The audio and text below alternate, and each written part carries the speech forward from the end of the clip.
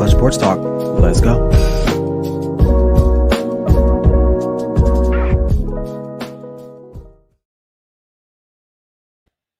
Happy Monday, everyone. It's me, your boy, Ryan Flowers, a.k.a. Clutch Sports Talk in the house, man. I have another Monday edition of Clutch Sports Talk Live, man. Like I said on my Instagram promo today, man, and Facebook, if you watch that, I got a lot to unpack. Week 9, it's not even over yet. We still got the Monday night game tonight between the Bears and the Steelers. But listen, there were a lot of underdog teams to win yesterday and a lot of favorites that lost, including my Cowboys, which I have to talk about. But I'm still proud. I'm still repping for the Cowboy Nation. But look, great Sunday. It was good to see a lot of those teams, underdog teams, come through. Also, I am not giving Jordan Love any love tonight. And I'll give you my reasons, okay? And you might think I'm being too harsh, but listen, I'll get to that. Also, Tennessee Titans, man, way to tighten up. They are looking like the class of the AFC. And what does that mean? Is there anybody else that can compete with them, even without Derrick Henry in the lineup? You saw what they did last night to the Rams. And finally, the LA Lakers. Tough weekend for them. I know it's still early, but God, it's not going to work out. And this team looks like it's going to fall apart here shortly. So anyway, sit back and relax and enjoy the show. This is Clutch Sports Talk Live with me, Ryan Flowers. Come on, let's go.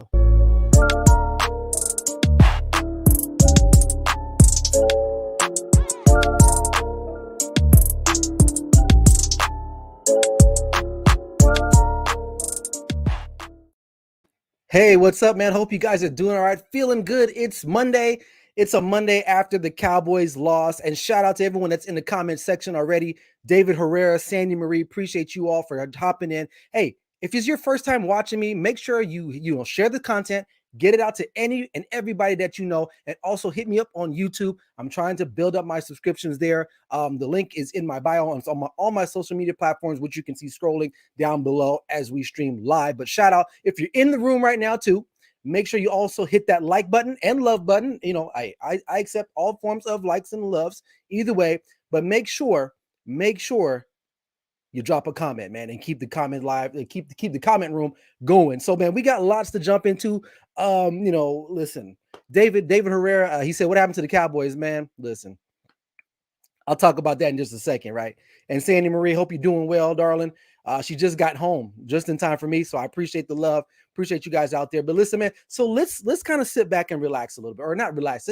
Let's digest what happened. So obviously the Broncos came into Dallas yesterday and pretty much beat the brakes off the Dallas Cowboys. Now, and that's one game, right? Obviously, then you had the Patriots, who were underdogs, and they went into Carolina and also beat Carolina Panthers, right? And then one of the big surprises of the day, two surprises, I would say, Jacksonville defeated the Buffalo Bills. And what does that mean for them exactly? And then one of the other bigger games or notable games that I will say, or two more games notably, the New Orleans Saints lose at home to Atlanta Falcons. And then finally the Sunday night, the game last night, the Tennessee Titans handled business. And it is, I mean, can I just ask this?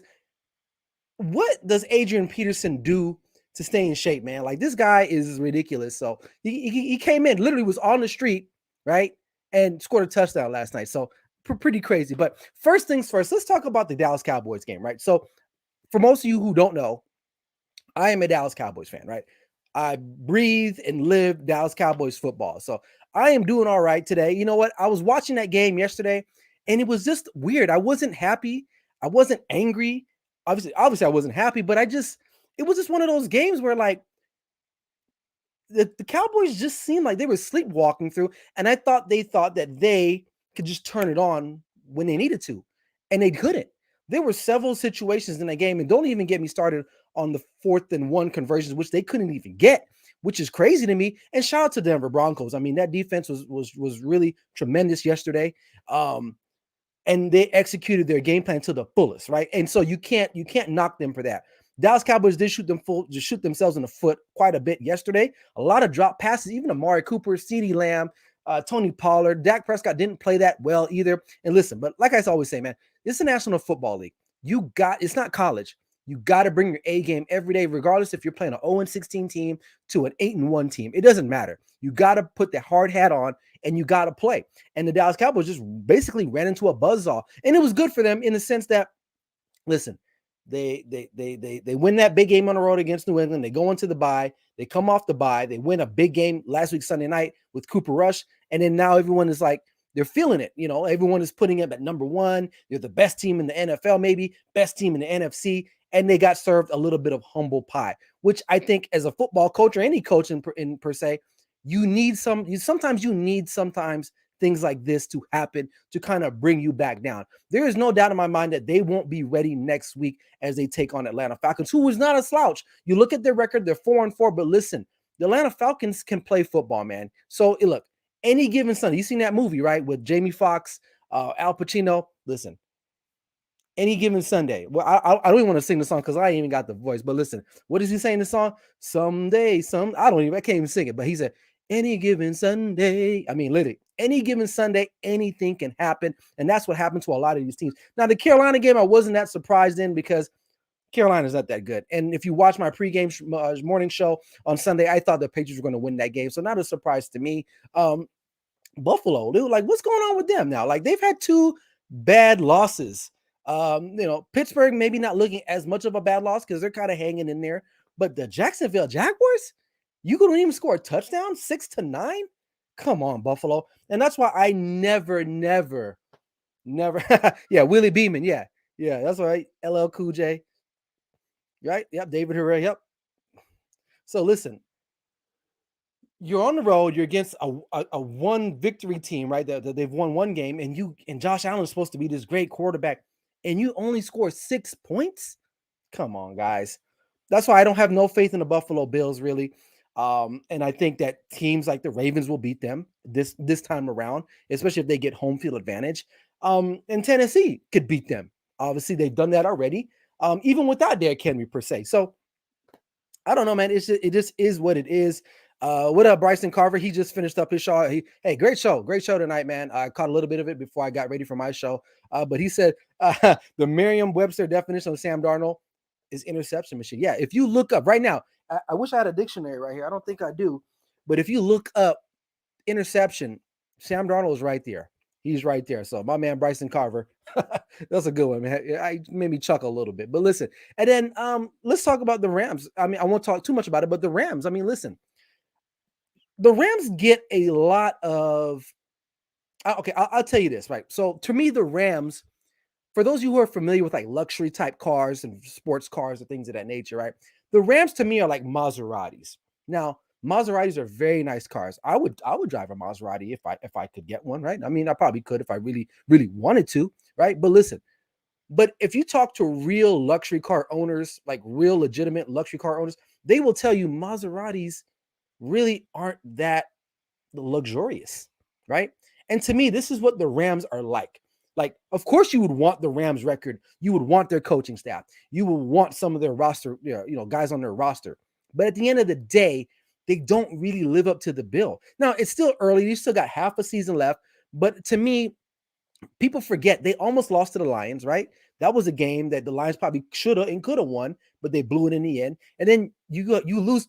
You have 2 bad home games. You got blown out by the Arizona Cardinals, I believe, in week 4. And then you lose last night again to another playoff caliber team. And, and everyone's like, oh my God, Von Miller's coming. Who cares? Von Miller is not the same guy, right? I'm not saying he's trash. He's not trash. But listen, he didn't play yesterday. He was inactive because of an ankle injury. The guy is at least 30-something years old, plus been in the league since 2011, so 10 years, right? I get it. He's a big name, but he isn't Von Miller of 5 years ago, which I understand that's what the Rams are not paying for. But let's not get all excited because, listen, they still had Aaron Donald. And for the most part, they were able to control him for the most part. This is why I don't pay a lot of money to defensive tackles or defensive linemen because they don't win you football games like that. Now, every now and then they'll come and make a big sack or a big tackle for loss in a game. But listen, the Von Miller trade, it's a nice trade. But does it really move the needle for me? No, it doesn't. It doesn't. Now, he may not play 30 snaps a game, which he shouldn't. I mean, he's been in the league 10 years. He's battling an ankle injury. And listen, they got him for a playoff game, probably for one game. Maybe if they make the Super Bowl, they need a sack, they're going to get it. But listen, that game doesn't change whether or not Von Miller's in the game last night. Anyway, the Titans had a game plan and they executed. And it is what it is. And I'll talk more about the Titans as the show goes on. So let me know what you guys think. Am I right or wrong? But like I said, listen, look it up. Maseratis are nice, but some will say that they're not as luxurious as some of the other higher upper echelon of luxury class cars. They're just not. It's almost like Mercedes Benzes too. And trust me, I know people that drive Mercedes Benz are very nice, and they got some really nice Benzes out there. But look, if you can afford, look, Mercedes Benz are going for 34 grand. Okay, is it that much more elite? It's not. Now you get up to the higher echelons, of course, like the G wagons, things of that nature. So listen, the Rams are a good team. I like Sean McVay, but he's very, very stubborn. He doesn't like to change up, and we've seen that a lot of times when they're getting their brains beat in. He doesn't like to switch things up, and they didn't do that last night. So, but again, I'm going to talk about the Titans more. I'm going to give them their own time as we move on. But look, Week 9, dude, was crazy. A lot of upsets. And let me know if I'm missing a game. Am I missing another game that was like totally, off kilter that the team shouldn't have won? But look, the Giants, right? The Giants and the Raiders, like that one could have went either way. I'm not going to count the Browns because Bengals, I'm done with the Bengals. They're done. They're off any power ranking list that I have in the future. But listen, the Giants, they pushed the Chiefs to the limit. They've had a lot of close losses this year, and I think the effects of the Raiders, which I kind of have to give them a little bit of time later on at the end of the show. But what the hell is going on in Las Vegas with the Raiders? I mean, I get it. You have the emotions of the Henry Ruggs, and then they just released Damon Arnett. They had to travel to the East Coast. I don't know, but listen, it's just crazy. But Week 9, one of the craziest weeks I've ever seen in. Like, so I'm 37, so I've been watching NFL football at least since the late 90s. Over 20 years, I've never seen a week like that, especially, in professional football. So I don't know. Moving right along. So a game was played yesterday in Kansas City. Jordan Love got the start. Obviously, we know why, because Aaron Rodgers was in the news for being immunized, but wasn't vaccinated. So he has to miss at least 10 games, and maybe Aaron Rodgers will miss next week's game. But Jordan Love, to me, I'm not going to put all the blame on him, but as I was watching my friend Bryson's Carver show, Carving Up podcast, he made some really, really, really great points. There was nothing, even in a loss, right? You can still pull things from a loss. Now, I'm not in the Packers organization. I don't know what the play calling was. I don't know what they saw, what they prepared him for. But I will say this. There was nothing to me that made me feel like, yeah, that's why we moved up and got this guy to push Aaron Rodgers out. Now, I talked about him again on Sunday morning in my NFL Sunday morning show, which airs at 9 p.m. Pacific Standard Time, noon Eastern Standard Time. And I said, listen, Jordan Love had really one solid good year in college, which is junior year. He came back. I think he had like 4 or 5 different coordinators in his career at Utah State, and he did not have a good senior year. He was drafted based off of projections, based off his talent. He's tall. He's got a pretty good arm. Accuracy kind of stumbled a little bit, right? He played in the Mountain West, but it's okay because you got guys like Josh Allen who also played in the Mountain West at Wyoming, but he can spin the ball. He's having a pretty good career, right? So the Packers, not only did they pick him, they moved up to get him when they could have drafted other guys in the draft, like a Justin Jefferson, maybe another weapon for Aaron Rodgers or anybody else. See, anybody, but they didn't. They moved up to get this guy. Now I'm watching the game yesterday, and I get it. It's a tough environment. It's Kansas City. It's Arrowhead. They got the drums. They got the chants. I mean, that place is rocking. It's arguably if not the loudest NFL stadium in the league, right? So probably next to Seattle. But there were times in the game where he's throwing the ball, and I'm like, where the hell is he throwing it to? And you can see the frustration in Devontae Adams, because there were times where Devontae has beaten his guy off the line, and the ball is either late or not even catchable because he's throwing it to the first row, right? And David Herrera, he's in here. He's saying, Jay Love is not the future for Green Bay. Green Bay messed up big time by disrespecting Rodgers. Now Rodgers going to win another MVP and play. Yep. You know what? I agree with that. I think totally they messed up. They totally screwed the pooch on that. Now, I've talked about this before. It's a very delicate situation. If I'm the Green Bay management, I say, listen, before the 2020 draft, I said, Aaron, you're the guy. You are the guy until you decide you do not want to be the guy, whether it's retirement, whatever, right? Because we have you under contract. But hey, we still need to, protect our investment. We need to draft some guy, okay? But we're gonna get you help first. But if there's a guy in the later rounds, we're gonna pick this guy up. Are you cool with that? That's how you go. And you don't do this to every player, but for guys like Aaron Rodgers, the Tom Brady's, guys like that, you have to communicate with these guys. And they didn't do that. They said, well, you know what? We're the Packers. We're gonna do what we're gonna do, and we're not only gonna draft this kid, we're gonna bargain off stuff, trade up to get this guy. And to me, man, I just didn't see it. And on top of that, he's not getting love. His mom is not getting love. I mean, come on, Jordan Love. You've been in the league a year. You've gotten a paycheck. You mean to tell me you couldn't buy your mom a decent ticket? Now, I don't know how it works. Maybe the NFL players can get tickets, and the Chiefs. I mean, come on, and that's another thing. The Chiefs too, but really, if I'm his mom, I'm like, babe, why can you just buy me? Can you upgrade me? Why am I sitting in the Raptors? I mean, really, for your first start. So that was a whole other thing, which is so embarrassing to me. But I don't know what the scenario was. I had a better view of Jordan Love's first start than his mom did. I mean, come on, Jordan Love. You got to spend the dough, man. Whether even if she's packed in with the middle of Chiefs Kingdom, you got to get your mom closer, bro. And the Chiefs, if you guys gave her that ticket, man, that's terrible on you guys too. I mean, but yeah, she wasn't even in the nosebleeds. She was from the Universal space station, right? She was up there, and Bryson says, why J Love's mom? That's what I'm trying to figure out. I don't understand that.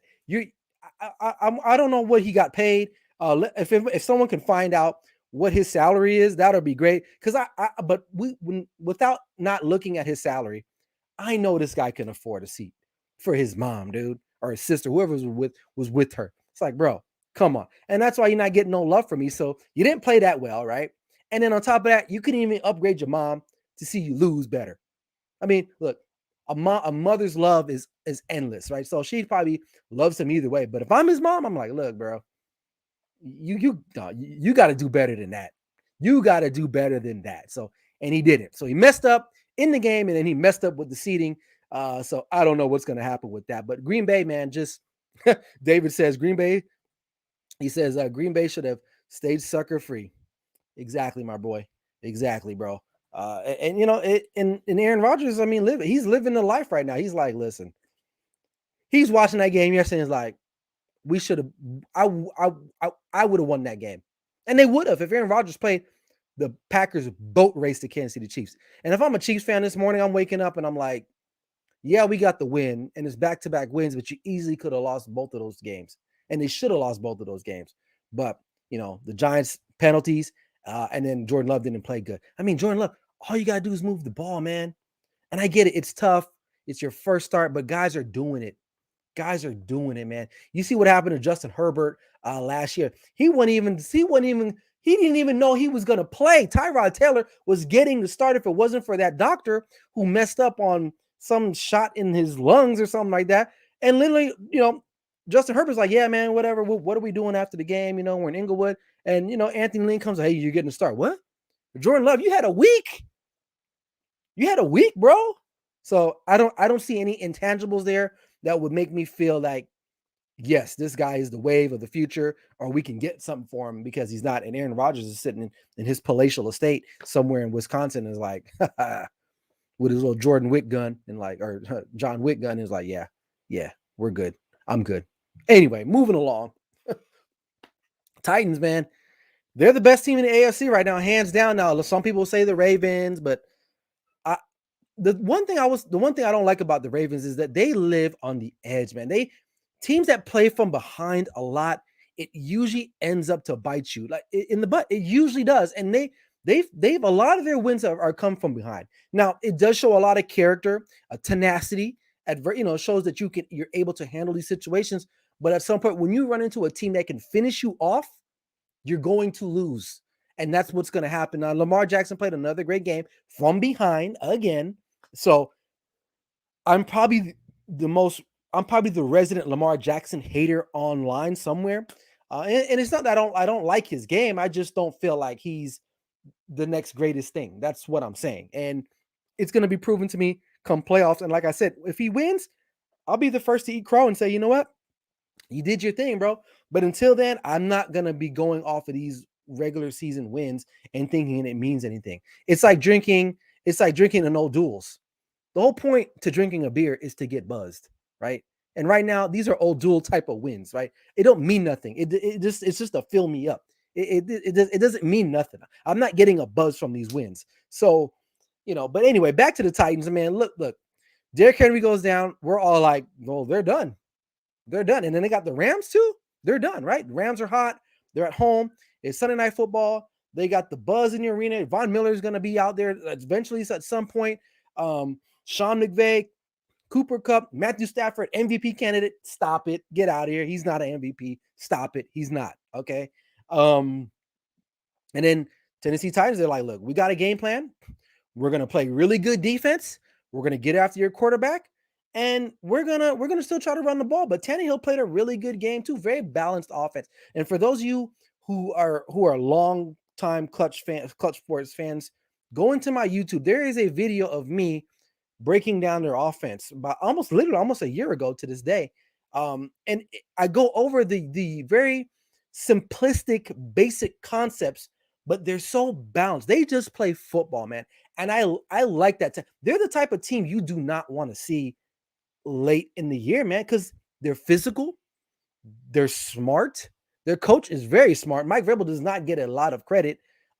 He's and he outcoached Sean McVay yesterday, hands down. And Sean McVay is supposed to be this guru guy, but listen, Sean McVay, man, I'm not that impressed anymore. Like, it was nice. You have a very good roster, but you got to win a Super Bowl. If not, I don't want to hear it. Just stop it. I don't want to hear it. So, but the Tennessee Titans, they're I mean, like I said, who else is out there? I mean, maybe the Browns might find a resurgence. I don't think so. The Chiefs are still fine. They're like in this Super Bowl hangover that they can't really get out, even though they won their last two games. So, I mean, really. And Adrian Peterson, like, dude, like, what is this guy drinking? He's literally last week watching the World Series in Houston, and then now he's scoring a touchdown in Inglewood, California on Sunday Night Football. Like, wow, that's crazy to me. This guy is probably my age or a little bit older or younger, or just a little bit younger maybe. And the dude could still play at a high clip. Now, obviously Jeremy Nichols is their main back. He's been in the system there. He's probably going to get more of the protection, especially on third down, because they need him in there because he knows the offense. He knows the blitz pickups. But Adrian Peterson is still pretty formidable, and that offensive line has gotten better. Tyler Lewan is back. So, man, I don't know, man. The Titans may go on a run, and who knows what might happen. But to me, if you're going to go to the Super Bowl right now, you're going to have to go through to Tennessee, man. And what they're doing in Nashville is ridiculous. Bryson Carter says Vrabel is insanely underrated. What he's done to revitalize Ryan Tannehill's career is extraordinary. Fantastic performance. Yeah. Oh, absolutely. He's very underrated. Very underrated as a football coach. And not only is he underrated, he knows a lot of these little intricacies of the game that a lot of coaches overlook. And to me, I was very impressed with them last night. I really Julio played last night, David. Julio did play last night, and he had a decent game. And that's another thing. So, like, you lose Derrick Henry, fine.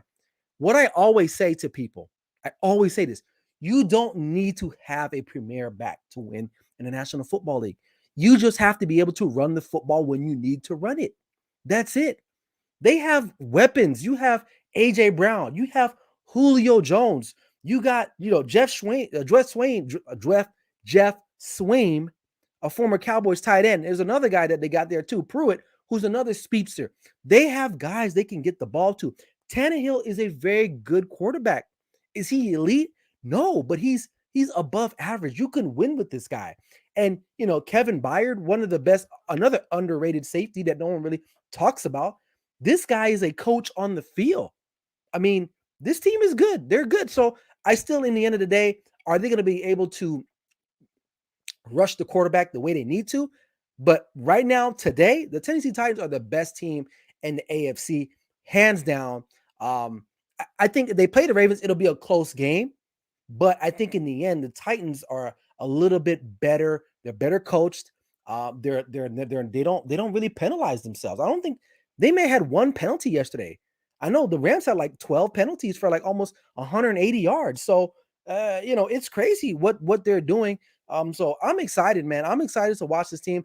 If you haven't had a chance, go to my YouTube and watch that video again, man, and you'll see the blocking schemes. So simple but so effective, man. To me, the Tennessee Titans are like, and I love analogies. If you watch my show a lot, I love analogies so people can understand. They're like in and out, bro.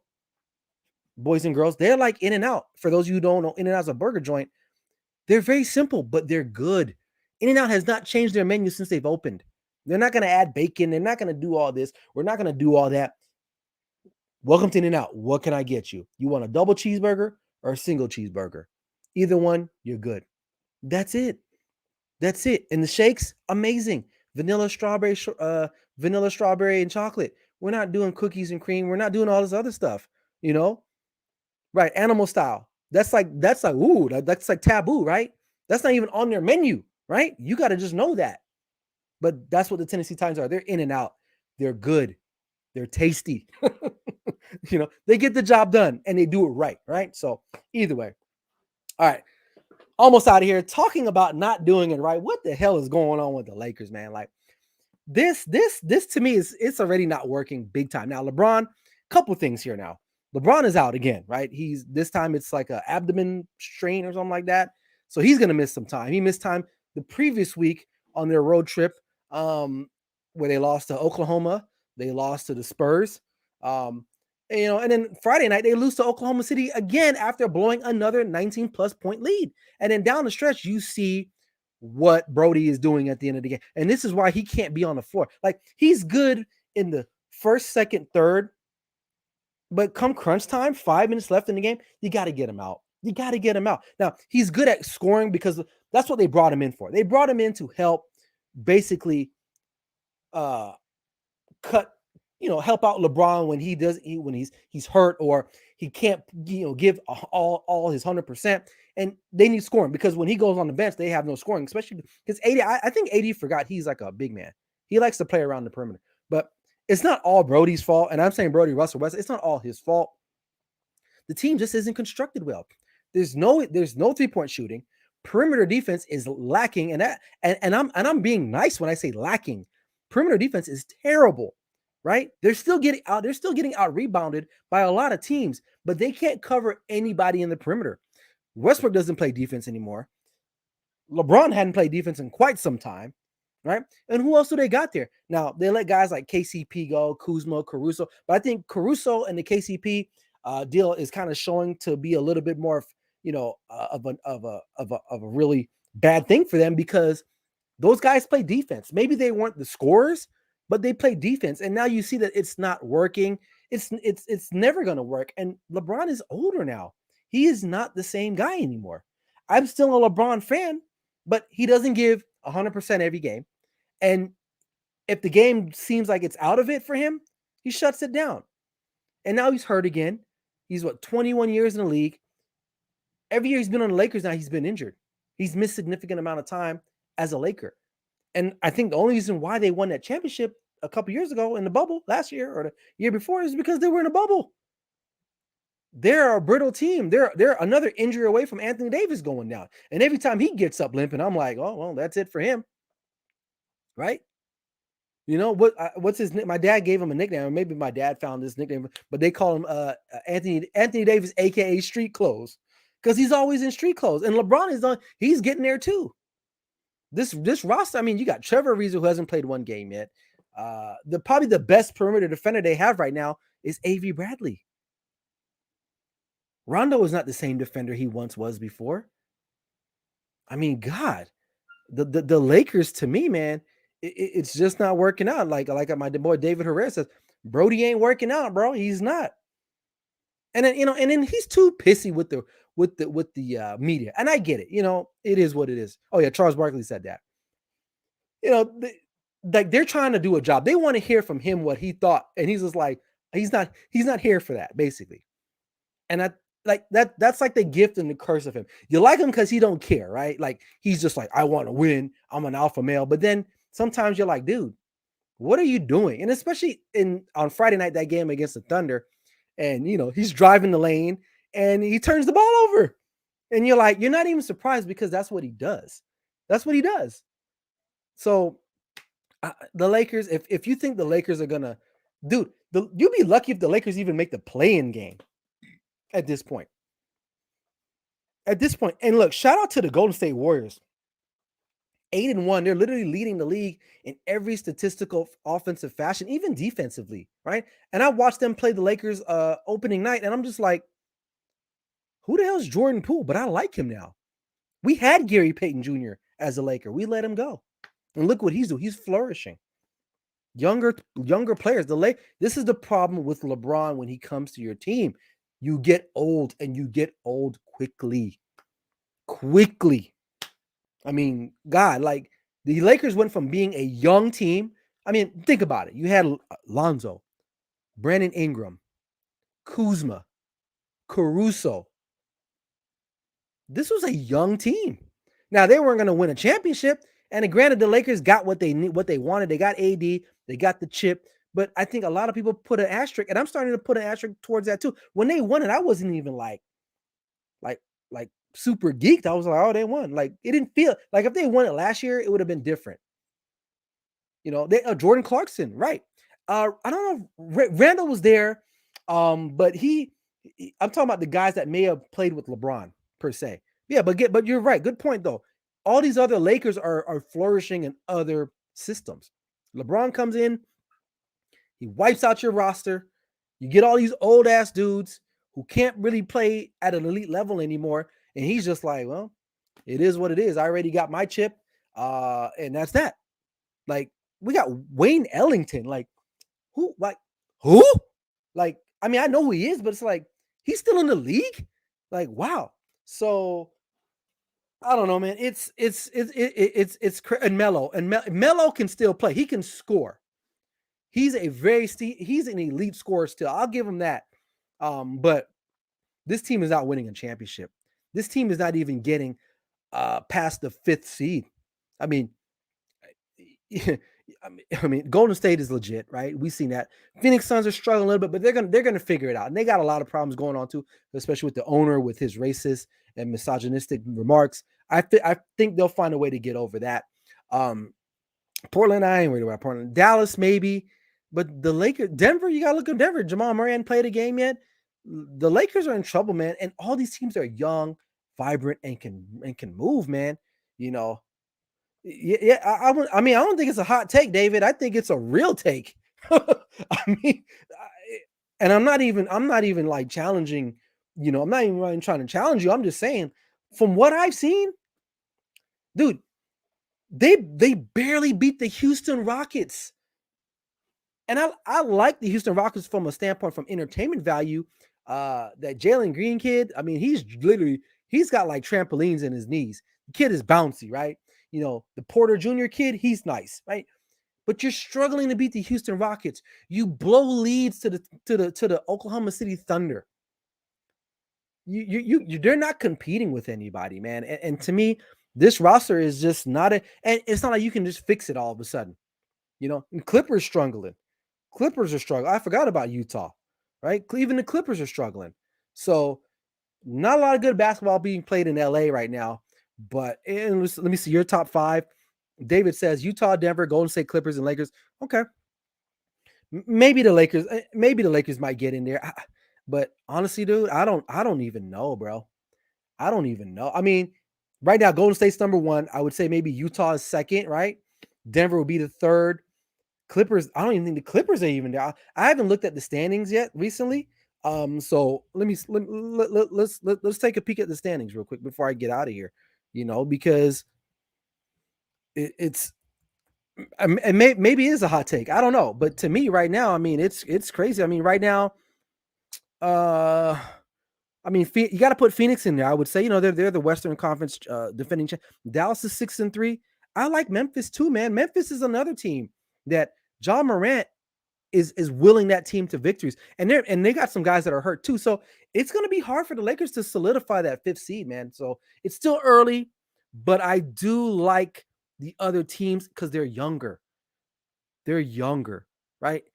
If the Lakers are having injury problems already and we ain't even played 20 games yet, what's going to happen around Christmas a month from now? Where are we going to be at with them? So, I mean, I'm a Lakers fan. Don't get me wrong. I mean, listen, I love the Lakers. I'm from LA. I grew up down the road, right? From the Forum. But God, man, what are we doing? What are we doing? And Ja is a monster. Anybody that tells me they would have taken Zion Williamson over John Morant, you need your head checked, okay? Because you're smoking. And let me know what you're smoking because, anyway, I'll keep it moving, man. So, but before I get out of here, man, it's been a good show. Appreciate you guys in the chat room. David Herrera, you're the MVP tonight in the comment section. But listen, every Monday I do this. It's clutch, not so much, or not clutch or not clutch, not so much, right?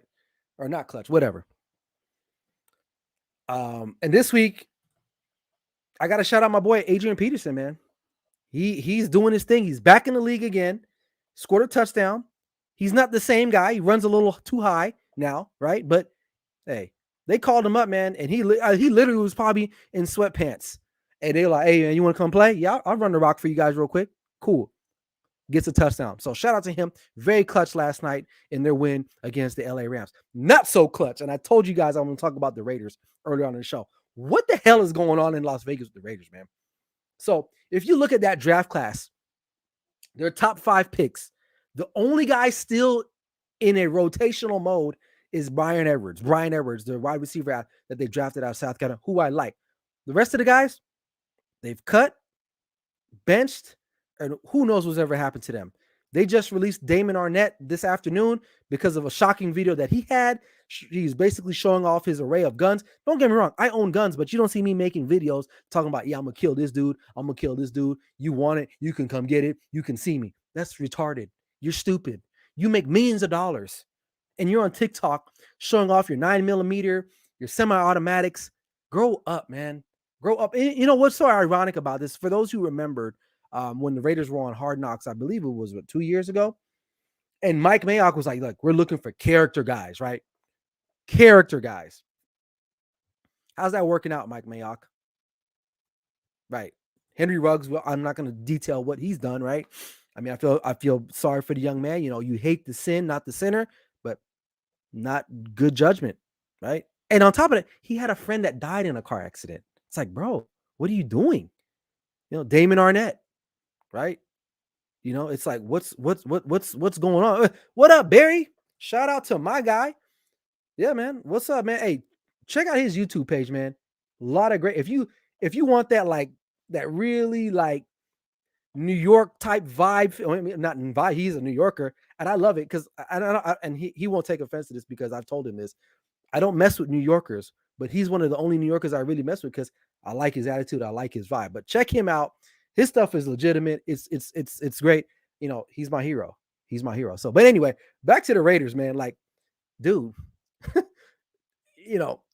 you got the head coach, right? You know, he's doing his thing, and whatever. He's not the only guy that's talking like that. You know, I think it's a double standard. But look, the last couple of weeks have been rough for the Las Vegas Raiders, and you lose to the Giants. So, but at the end of the day, Raider fans are going to be Raider fans, as they should, and you should still support your team. But the Raiders, to me, not so clutch, even though they're sitting top of the AFC right now, but not so clutch. Purdue Boilermakers. Who thought they would have had a football team? Now, it's been a while. I mean, Drew Brees was like their last legitimate, decent guy that they've had. They beat number 3 Michigan. What is number 3? Yeah, Michigan State. Right. So what does that mean for them? Doesn't mean I don't think they're going to get in the playoff. Michigan State's done. I'm just putting them on there because, hey, it's a good win for that organization. Because typically Purdue's been a basketball college for those of you who follow them over the years. But big win for them at home. They beat Michigan State. Michigan State probably overlooked. And I think if I'm not mistaken, Purdue's undefeated. I think they're undefeated. So shout out to them. Clutch moment for them. And finally, got to give Brody not so clutch, man. The turnovers on Friday night towards the end of the game, the bad shooting, and lack of defense. And then Saturday, he didn't give him anything on the offense. I think he gave him 9 points. 9 points, bro. Like, Come on, man. Like, what are you doing? So he needs to figure out his life right now. I love his tenacity. I love him as a aggressive go getter type athlete. But come on, you're a Laker. You got to perform better than that, bro. So I'll leave it at that. So anyway, woo, that's it, man. That's all I got. I hope you guys enjoyed the show. Catch me again next week, Monday, as I break down everything that happened around the sports leagues on Sunday, going Saturday, Sunday. I'll talk about that next on my live. But also hit me up on Sunday mornings when I go over NFL Sunday morning, news and notes from around the NFL. Get you guys ready for some games. I give you my picks for the week, and I split this week. I went 2 for 2. So which that's 50%, man. So not bad. I did win some money this weekend, so I'm doing all right. I think right now that puts me up to 13. I think I'm 13-10 for the year. So, and not only do I pick every now and then I pick straight winners, but I like to do the points as well. So I try to mix it up. Some people like to do just straight up winners, which is no problem. I mean, but I like to live on a little bit of the riskier side. So, but anyway, I'm out of here. I'm tired. That's all I got. Appreciate everyone that was in the chat room. Cindy Marie, David Herrera, my boy Bryson Carver, also the legendary Barry Grant Jr. Shout out to you guys. Hope you guys are doing all right. Make sure you guys catch up on all my stuff. Hit me up on YouTube. Subscribe, and like, share, and follow. But other than that, I'm out of here. This is Clutch Sports Talk Live with me, Ryan Flowers. Never settle till the work is done. Let's go.